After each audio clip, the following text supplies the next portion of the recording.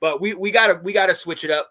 We gotta move on because this game was close, 38-33. The defense, I'm gonna be honest with you, and I'm gonna come to you first, Alex. The score I don't think is indicative of how the defense played. They had the two deep balls to Jamar Chase when we did single coverage, and we didn't do it that often. Obviously, Chase Brown gashed us in the pass game, and Zach Moss had a number of runs in the run game. What are your thoughts though? Because we didn't get the Burrow that often. He was able to throw it for over 300 yards on us. What are your thoughts of our defense after this one? Yeah, not shocking. Throughout the first week, the second week, I had a feeling that our defense wasn't really going to do that much versus, Jamar Chase and T. Higgins and them boys. Just like I said, Chase Brown and Zach Moss. I mean, we can't, for some reason, I don't know what it is, why we can't stop the run or the pass, especially the pass more than anything. But I had a feeling Joe Burrow was lighted up. You know what I'm saying? But to be honest with you, I think like all bets are off the table. Like when it comes to like our offense playing so well, if we just have a mediocre defense, it's okay. You know what I'm saying? Like as long as we can score, it might be that type of game. Y'all know that I love defense, and I would love for us to have a top 5, top 10 defense. But I think it will be okay if they score, then we score, they score. I mean, I know it's something like a college game, but our defense just needs to just do a little things, just little things like get a fumble or get a turnover if we can. You know what I'm saying? But I think they did kick a field goal. They did kick a field goal and miss, right? So I mean, that was something that we did stop. We stopped them on a third down, and then they had to kick a field goal and they did miss. That's what we want. You know what I'm saying? To get the offense to have the ball. You know what I'm saying? So, but yeah, defense, man, I don't know, man. I just don't know if we can improve throughout the year. I don't know. Maybe, possibly, maybe it will take time to gel. But man, I mean, our secondary, man, is our main issue. I think. I don't know who we can really stop, because I think St. Juice is our best corner, and every week he has gotten. He did play pretty decent versus the Giants. He did do that, but Neighbors was killing us. And then the first game, Mike Evans. Mike Evans was killing us. And that was over St. Juice's head. And then this week Jamar Chase killed him twice. Over the top. So it's like, man, and then this week that's coming up, we got Marvin Harrison Jr., right? So who's going to guard him? You know what I mean? I'm a little nervous about it when it comes to defense, but I think we'll be fine as long as defense can do a little bit of plays, the 3 and outs. I don't know.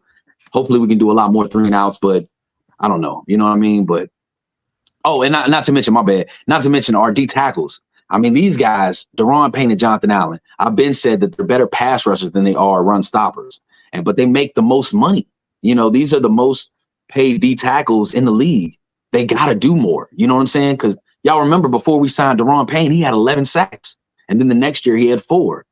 And then, you know what I mean? Like, we need to see more out of that. You know what I'm saying? We need to see more out of Jonathan Allen. And there are talks about trade talks with Jonathan Allen. That's rumors going around. I don't know how big that's going to be, but something definitely will change, I think, before the trade deadline.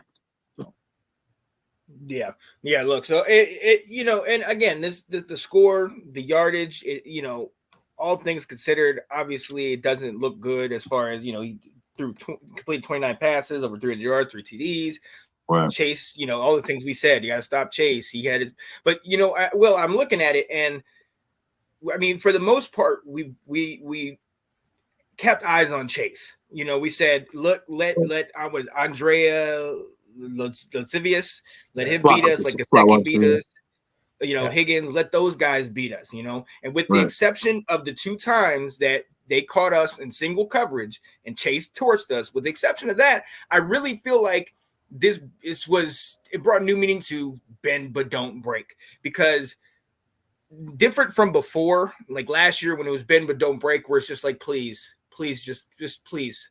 stop them, please. This year, I don't know. Like after the first drive, yes, they got the touchdown, but I was kind of like, we're bracketing him. We're it's that whole mentality. We're not going to stop them. We can only hope to contain them. And Right. you look at the stat line at 6 and 118 and 2 TDs, and a lot of people are like, oh man, that's terrible. But in truth, it could have been far worse had we not kind of put the eyes on him that we did and say, hey, the rest of you guys beat us. Will, what you think? Yeah. I was going to start off with some positives. It's small positives, but maybe they're stepping stones. And I mean, one of those may have been the incompetence of Cincinnati because they were shredding us in the run game. Yeah. And they didn't keep doing it. Like, I mean, you could have fed that a little bit more, and they didn't. They went to throwing the ball around a little bit to someone other than, like you said, Jamar Chase, and they did get stopped a little bit. I thought I saw out there the positives on defense was they play hard. They fly to the ball. They tackle as a team. They arrive violently at times. I see single tackles out there on the outside by corners. You can see these guys are coached individually pretty well. And so I feel like we're seeing some progress. And Dan Quinn said that today.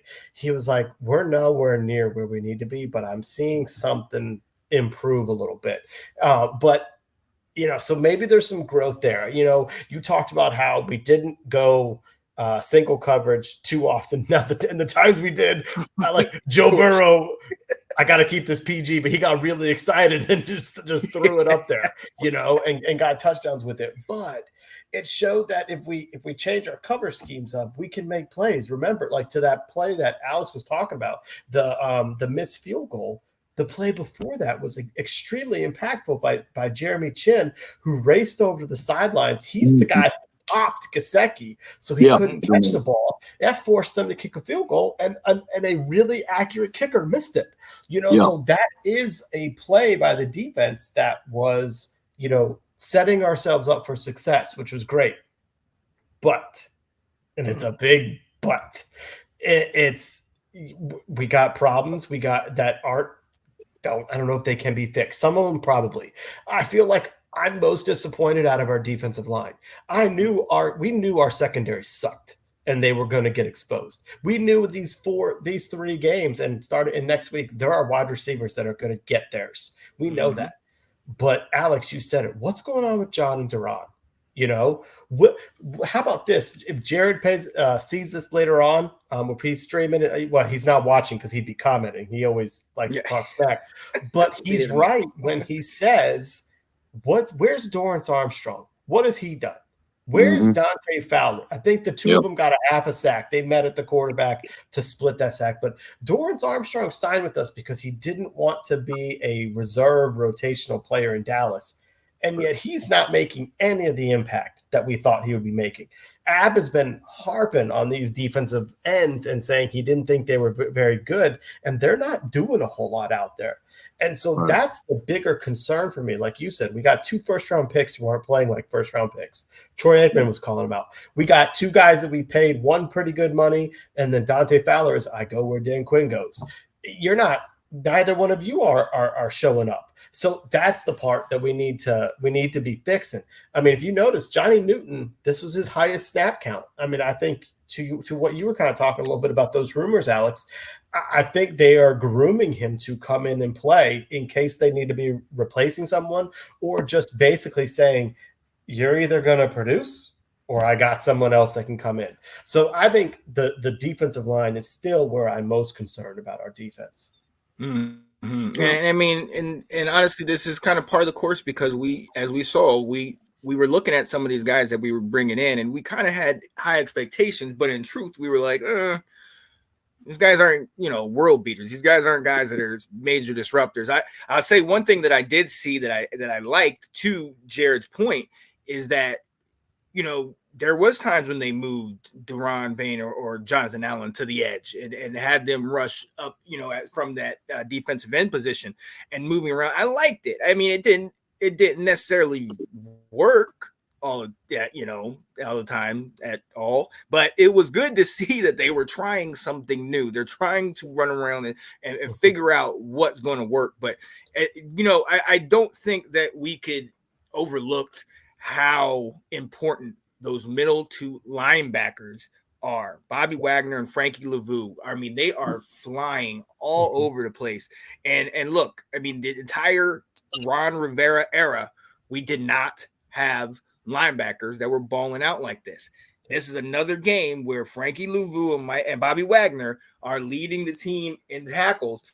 Not as much as in the last couple games. This one, I think it was like 8 and 7 or something like that. But I mean, honestly, it does make you feel a little bit more comfortable that you have these two guys solidifying the middle. So we know there's issues in the front and there might be issues from behind. But as long as these guys can kind of keep things together in that middle, Alex, there's a lot of things to talk ill of, and I honestly, I really think, like I said, I don't think the score was indicative of how the defense played. I was one who said they were gonna put up 45, so I was off. So I appreciate that they actually did well like this. But talk to me about those linebackers and how things look. Yeah, I will say some positive. It ain't too big a positive, but I will say that when we did have Ron and in that Ron era, at every week he never really changed nothing. This new coaches that we do have, they kind of did change something. If y'all remember, Mike Sanderstill was on the outside instead of the inside this time. You know what I mean? In the other corner, I can't think of his name. Y'all can say his name. I don't know how you say his name. The last name, what's his name? Igba, not a day. Yeah, something like that. There you go, Will. But yeah, he was on the inside, so you can definitely see that this coaching is gonna change it up a little bit and try to figure out, what we're gonna do to try to get better. And I did see a little bit of Johnny Newton out there also. He looked like he could probably do something. They're definitely rotating players, trying to put players in the right spots to try to get better. You know what I'm saying? But I will say that since our offense is playing the way that they are, I think defense will play better. The offense will make the defense play better. And that is, I think, is the bright spot of the defense. I think throughout the weeks, it ain't gonna be perfect. It ain't gonna be a top 5, maybe a top 10, but it will be just enough for us to get those 3 and outs and stops and stuff like that. So, but you definitely see the coaches, and that's what I love about it, is they're definitely going to change up something. They're not going to do the same thing. And everybody knows when we had Ron, every week it was the same thing. Like, why are we doing this? Why are we keep doing the same thing? And nobody changed spots. Y'all remember Chase Young and Montez Sweat. They stayed at the same DN spot. They didn't go left or right, or you know what I mean? It was just the same simple defense. But this time you could definitely see Dan Quinn and Joe Witt Jr., right? Is that his defensive coordinator? Yeah. So you can definitely tell they're trying to do what they can to fix this defense. So I think it will get better. You know what I mean? For sure. Oh, my bad. And Sean, to your linebackers. Yeah, linebackers, I think, again, with Bobby and Frankie, you're right. They are some dogs out there. They are doing the best they can. You could definitely see that they bring the pain. Go in there and smash and hit the holes, what they need to do and make a pop. You know what I mean? We ain't had linebackers to actually make some noise out there. You know what I'm saying? And Bobby is a smart player, and that's what we needed for this defense. You know what I'm saying? So I think the defense will improve. It just depends on how much they will improve. You know what I mean? So for sure. Yeah, absolutely. We got, I think Will, you hit it on the head where Quinn said we're not where we want to be, but we're seeing some things. And I think that's true about the entire team. We're not where we want to be, but there's definitely some improvement that's being seen. And I don't think that's something that we could have said as much last year, at all at times, that we're actually seeing improvement, and it's actually something that we feel like, okay, we can build on this. Yeah. And it shows with the players, it shows with the excitement. I mean, the fans are always going to be excited about it, but it's good to see that we do look good. I will say we look good in comparison to how we have looked for years. Right, for sure. So, what is going on, Anthony? Glad you joined us. How you doing? Big game this week with you. You're a fan. Yo, he's like salivating right now. It's Wednesday. Absolutely. He's already thinking about Saturday night, 7:30. Oh yeah, absolutely.